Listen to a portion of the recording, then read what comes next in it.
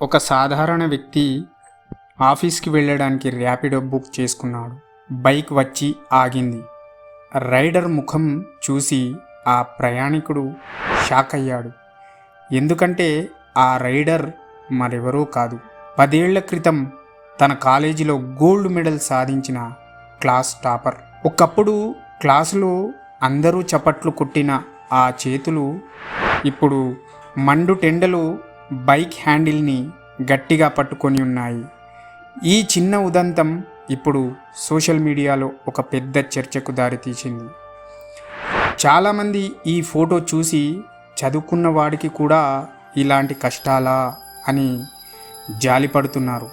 కానీ ఇక్కడ మనం చూడాల్సింది జాలిని కాదు, అతనిలోని పట్టుదలను. పరిస్థితులు అనుకూలించకపోవచ్చు, కానీ సాఫ్ట్వేర్ ఉద్యోగం రాకపోవచ్చు, కానీ ఇంట్లో కూర్చొని ఏడవకుండా తన కుటుంబాన్ని పోషించడానికి ఏ పనైనా గౌరవంగా చేస్తున్న ఆ వ్యక్తి నిజమైన టాపర్.